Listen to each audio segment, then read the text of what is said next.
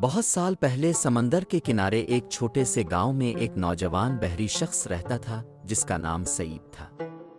اس کی آنکھیں ہمیشہ وسیع سمندر کی طرف دیکھتی رہتی تھیں۔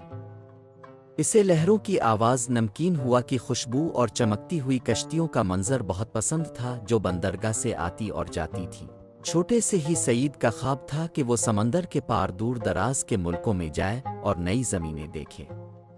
جب وہ بڑا ہوا تو اس کا خواب پورا ہوا۔ وہ ایک بڑی لکڑی کی کشتی میں دوسرے بحریوں کے ساتھ شامل ہو گیا۔ کشتی مصالحہ جات، کھجوریں اور کپڑے سے بھری ہوئی تھی جو دور دراز کے بازاروں میں بیچی جائیں گی۔ گاؤں کے لوگ بندرگاہ پر جمع ہو گئے تاکہ کشتی جاتے وقت ہاتھ ہلا کر الوداع کہیں۔ سعید کا دل خوشی اور امید سے بھرا ہوا تھا۔ کئی دنوں تک سفر پرسکون رہا۔ سمندر نرم تھا اور ہوا کشتی کو آگے دھکیل رہی تھی۔ بحری لوگ گانے گاتے اور ستاروں کے نیچے کہانیاں سناتے۔ سعید بڑوں کی باتیں سنتا اور ان کے تجربات سے سبق سیکھتا۔ اسے بہت خوشی محسوس ہوتی جیسے آسمان میں الفاڑتا ہوا پرندہ۔ لیکن ایک شام دور آسمان پر گہرے بادل نمودار ہوئے۔ آسمان کالا ہو گیا اور تیز ہوائیں چلنے لگیں۔ لہریں بلند اور خوفناک ہو گئیں۔ کشتی ایک طرف سے دوسری طرف جھولنے لگی۔ بحری لوگ رسی باندھنے اور بادبان کو نیچے کرنے میں مصروف ہو گئے۔ پانی ڈیک پر چھلکنے لگا اور ہر دل میں خوف بھر گیا۔ سعید نے لکڑی کی ریل کو مضبوطی سے پکڑ لیا، اس کے ہاتھ کانپ رہے تھے۔ اس نے پہلے کبھی ایسا طوفان نہیں دیکھا تھا۔ لہریں پہاڑوں کی طرح لگ رہی تھیں اور کشتی ایک چھوٹے پتے کی طرح غصے والے سمندر میں بہہ رہی تھی۔ کچھ بحری لوگ چیخ رہے تھے، کچھ زور سے دعا کر رہے تھے اور بہت سے لوگ سوچ رہے تھے کہ کشتی ڈوب جائے گی۔ کشتی میں ایک بوڑھا استاد بھی تھا جو بہت سالوں سے سمندر کا سفر کر رہا تھا۔ اس نے سعید کا خوفزدہ چہرہ دیکھا اور نوجوان بحری کے کندھے پر ہاتھ رکھ کر کہا، بیٹے امید مت کھو، اللہ ہمارے ساتھ ہے، حتیٰ کہ سب سے بڑے طوفان میں بھی۔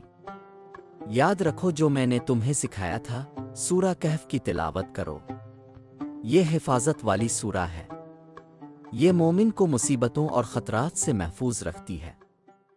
سعید نے گہری سانس لی۔ اس کے ہونٹ کانپ رہے تھے لیکن اس نے یاد کی ہوئی سورہ کہف پڑھنا شروع کی۔ آہستہ آہستہ اس کی آواز مضبوط ہو گئی۔ دوسرے بحری بھی اس کے ساتھ شامل ہو گئے اور سب نے قرآن کی تلاوت کی۔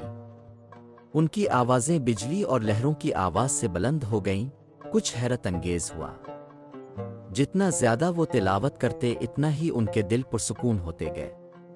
وہ طوفان جو لاختم لگ رہا تھا آہستہ آہستہ خاموش ہو گیا۔ لہریں نیچی ہو گئیں، ہوا نرم ہو گئی اور کالے بادل دھیرے دھیرے دور ہو گئے۔ آسمان پر چاند نکلا جو پرسکون سمندر پر چمک رہا تھا۔ بحری ایک دوسرے کی طرف آنسوؤں کے ساتھ دیکھ رہے تھے۔ انہیں معلوم ہوا کہ انہیں بچانے والی ان کی طاقت نہیں تھی بلکہ اللہ کی رحمت تھی۔ اللہ نے ان کی دعاؤں کا جواب دیا سورہ کہف کی برکت سے۔ کشتی محفوظ طریقے سے اپنے سفر پر چلتی رہی اور کئی دنوں کے بعد وہ اپنی منزل پر پہنچ گئے۔ جب سعید گاؤں واپس آیا تو اس نے سب کو بتایا کہ کیا ہوا۔ اس نے کہا، اس رات جب سمندر ہمیں نگلنے والا تھا، سورہ کہف نے ہمیں امید اور حفاظت دی۔ اللہ کے کلمات اندھیرے میں روشنی ہے۔ گاؤں کے لوگ غور سے سن رہے تھے اور وعدہ کیا کہ وہ یہ سبق یاد رکھیں گے۔ اس دن سے سعید نے سورہ کہف کو اپنے دل کے قریب رکھا۔ ہر جمعے کی صبح وہ اسے پڑھتا جیسا اس کے استاد نے سکھایا تھا۔ اسے معلوم تھا کہ قرآن کے ساتھ مومن کبھی تنہا نہیں ہوتا، چاہے سمندر سب سے گہرا ہو یا طوفان سب سے شدید۔ سعید کی کہانی گاؤں میں مشہور ہو گئی اور والدین اپنے بچوں کو یہ کہانی سنا کر ایمان کا سبق دیتے۔